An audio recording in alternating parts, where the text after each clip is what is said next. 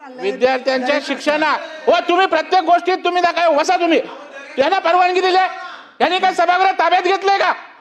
मला काय बोलायचं मी बोलेन ना तुम्ही बसा खाली. परवानगी दिली आहे. अरे मग तुम्ही बोलताय पुन्हा त्यांना विचाराने बोला असं काउंटर क्वेश्चन नाही करू शकत. परवानगी दिली आहे का सांगा माझा बरं प्रश्न तुम्ही. पूर्ण होऊ द्या ना बोलताय पहिला. तर तुम्ही मध्ये डायरेक्ट नाही बोलायला पाहिजे. सभापती महोदय त्यांना परवानगी दिली का तुम्ही? अरे शोभतंय काय परवानगी दिली का त्यांना? खाली बसा, चला ते प्रत्येक गोष्टीत बोलणार सांगणार काय त्यांना काय लायसन दिले काय कधीही बोलायचं? पूर्ण करा आपलं. माझं एवढंच म्हणणं आहे चला. की विद्यार्थ्यांचे अनेक प्रश्न मी या विषयात नाही बोलत. विद्यार्थ्यांचे अनेक प्रश्न असतात पालकांचे अनेक प्रश्न असतात या संदर्भात एकदा पण मला त्या ठिकाणी चर्चा अशी तपशीलवार झालेली माहीत नाही.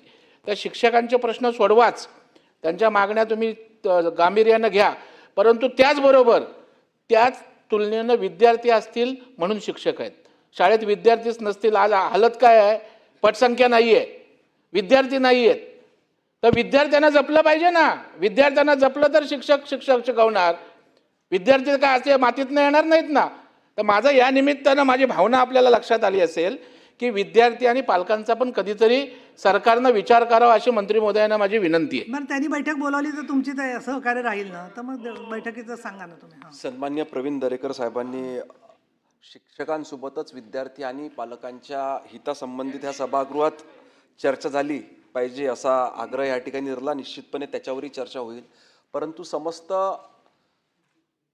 ह्या सभागृहात उपस्थित असलेल्या काही सदस्यांनी आग्रह धरला की शिक्षकांची भरती झाली पाहिजे लवकरात लवकर आणि शिक्षकांची ही भरती व्यवस्थित झाली पाहिजे. ह्या महाराष्ट्रातल्या बेरोजगार तरुणांना योग्य पद्धतीने त्या ठिकाणी न्याय मिळून त्या शिक्षकाची नोकरी भेटली पाहिजे हा उद्देश ठेवूनच सरकारनं त्या ठिकाणी पवित्र पोर्टलची निर्मिती केलेली आहे. आम्ही पवित्र पोर्टलच्या माध्यमातूनच बोलू द्या पुन्हा ऐकून घ्या ना प्लीज. बोलू द्या पूर्ण उद्या आदेश यांचं.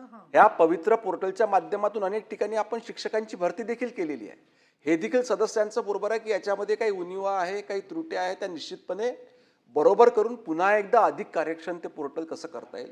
परंतु शिक्षकांच्या आड त्या ठिकाणी आपण संस्था चालकांकरिता सभागृहात बांधतोय का हा देखील प्रश्न निर्माण त्या ठिकाणी होतो. म्हणून माझी सभागृहातल्या सदस्यांना विनंती आहे की हे करत असताना आपल्या ह्या भरतीमध्ये त्याच्यामध्ये पारदर्शकता राहिली पाहिजे. याच्याकरता जे तयार करण्यात आलेलं पवित्र पोर्टल आहे हे अधिक मजबूत करण्याकरता आपल्या सूचना द्याव्या. याच्याकरता बैठक देखील आपण बोलू. तुमच्या सूचना घेऊन बैठक घेऊन त्याच्यामध्ये दुरुस्ती करण्यात येईल.